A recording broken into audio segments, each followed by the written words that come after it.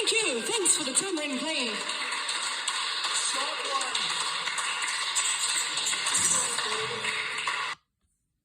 Boom! LRS102.com. That was Boom Dynamites from the Corettes.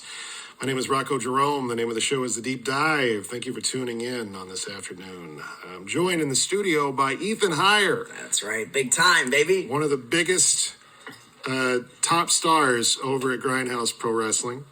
Literally one of the biggest. That's right. A startling 5'1". That's right. You wouldn't know it once he gets going, man.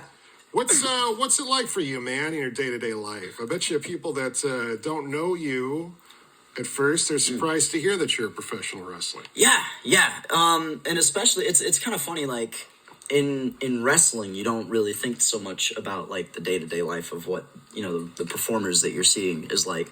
But then on the flip side, in my day-to-day life, the people that don't really know about wrestling, when I tell them that I'm a wrestler, they're amazed by it. They're like, this little guy's a pro wrestler? And then I show them, some of the stuff that I've done and stuff, and it catches people by surprise, I think. It kind of baffles them. Because, obviously I spend a lot of time in the ring. I train at least 3 days a week, if not more. And that's not even accounting for, taking time outside of the ring to work out, exercise, hit the gym, go for a run, whatever, stay in shape. Not to mention, I'm still training and learning. I'm still in class every week. So I'm working another job too to pay my dues, so to speak. And I'm living with my parents, helping out around the house. I've got a little sister who's third grade now, second or third grade now. So like I'm picking her up off the bus every day before I go to training, and just it's very, very busy, but I'm very blessed to be able to stay busy with the things that I do, and to be able to in pretty much every aspect of life, be able to put my best foot forward towards pro wrestling, because wrestling really does kind of consume once you get into the business. And wrestling has always kind of consumed my life anyway. I've been a super fan since I was a little kid. And now that I'm in the business, it's like no matter what I'm doing, my wheels are always turning about wrestling. That's excellent, man. That's excellent. And to be able to live among us and be a regular person who is also a giant in the ring. Quite a thing. I think that one of the things about modern wrestling that really works in your favor is that when I started watching wrestling was in the 80s. Yeah. And it was all, big guys kind of slapping into each other. Professional wrestling was considered, as we touched on before, these big men. Yeah.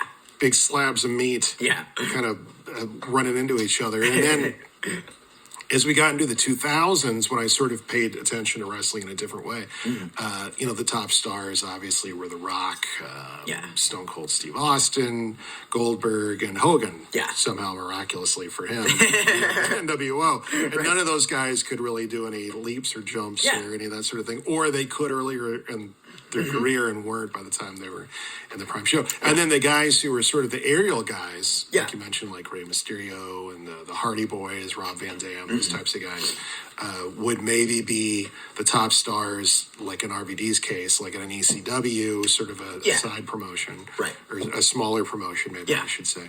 And now we're kind of in an age where you kind of have to be an all-arounder. When I'm watching a match, I kind of expect someone to come off the top rope at some point or do something. Yeah, you do. The sport of professional wrestling has evolved a lot, and it is constantly evolving. I mean, like you said, that back in the day, it was very much a grounded game, and it was very, especially in like the early days, like the carnival days and stuff like that. It was very, very mat based, because it takes its roots in old school Greco-Roman style grappling. Right, sure. And the more that the sport evolves, and the more that all of these different kinds of athletes come into wrestling. I mean, you look at the landscape of like who is in pro wrestling right now, and it's maybe the most diverse pool of athletes and personalities that there's ever been. I mean, you definitely have your Rocks and your Hogans, your sculpted out of stone, built in a factory wrestlers that can stand on the ground and take a dude off the top like a brick wall.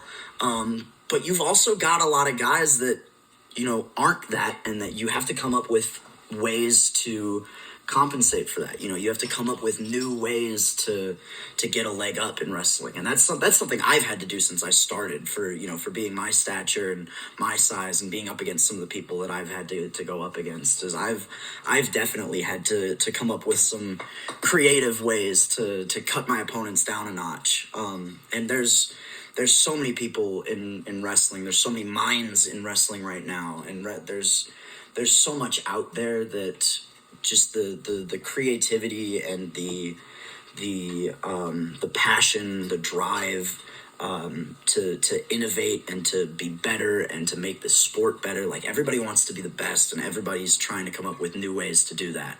And there's so many different people out there that are also trying to do the same thing, that you've got to be prepared for anything and anyone. You don't know what to expect when you're in there with another pro wrestler anymore, because you could be up against a guy like Goldberg, who's going to stand there like a freaking mountain, and you're going to bounce off of him, and he's going to try and run through you like a truck.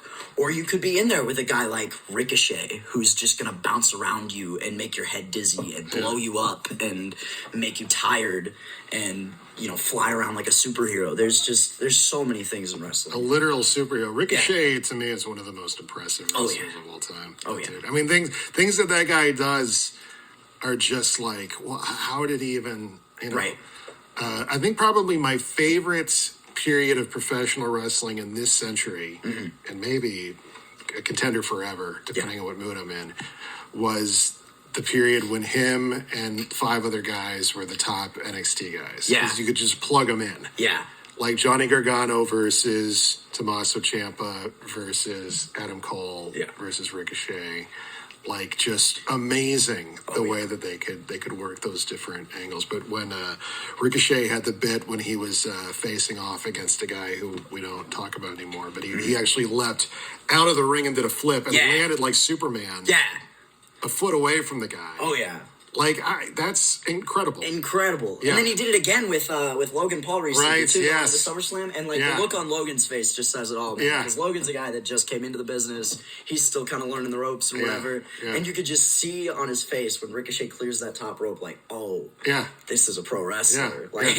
No problems. I mean, I rarely any missteps out of Ricochet, too. Yeah.